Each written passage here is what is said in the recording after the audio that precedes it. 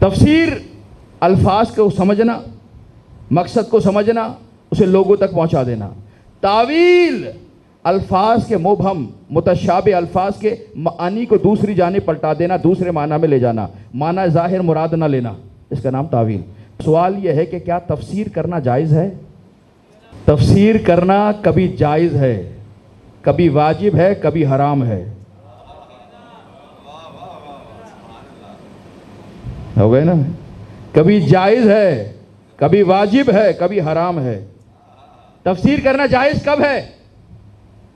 جب قرآن آپ کے سامنے ہے اور آپ اس کی تفسیر الفاظ کو سمجھ رہے ہیں، مقصد کو سمجھ رہے ہیں. کیسے سمجھ رہے ہیں؟ قرائن سے. شرائط مفسر آپ کے پاس موجود ہیں، قرینے سے سمجھ رہے ہیں. کون سے قرینے؟ قرینہ عقلیہ، دلائل عقلی سے سمجھ رہے ہیں. قرائن نقلیہ، آیات اور روایت سے سمجھ رہے ہیں. نقل سے مراد چیٹنگ نہیں، جو روایات نقل ہم تک منتقل ہوئی ہیں، نقل سے منتقل کی مراد ہے جو ہم تک پہنچی ہیں، منتقل ہوئی ہیں، ان روایات اور آیات سے سمجھ رہے ہیں تو اس وقت جائز ہے. روایات موجود ہیں، آیات موجود ہیں، اس وقت سمجھنا ہمارا جائز ہے. واجب کب ہے؟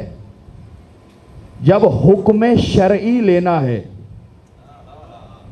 تھوڑی سی توجہ اور فرما لیں. اس وقت شرعی حکم اخذ کرنا ہے یا کوئی صحیح عقیدہ قرآن سے لینا ہے.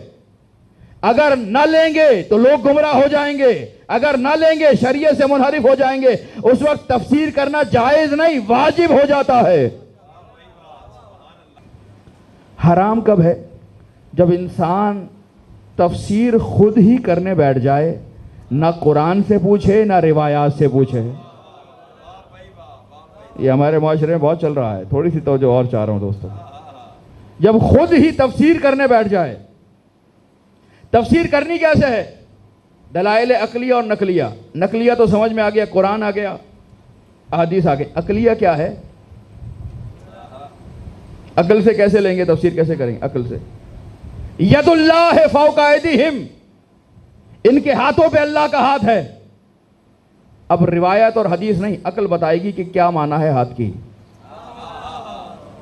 ہاتھ کی معنی دست ہے یا نہیں ہے؟ ید اللہ فوق ایدیہم، ان کے ہاتھوں پہ اللہ کا ید ہے. ید کی معنی کیا ہوگی؟ ہاتھ مانا لیں گے؟ کہنے لگا نہیں، اگر ہاتھ مانیں گے تو جسم ماننا پڑے گا. اگر جسم مانا محدود ماننا پڑے گا، اگر محدود مانا مخلوق ماننا پڑے گا، مخلوق مانا معبود نہیں رہے گا.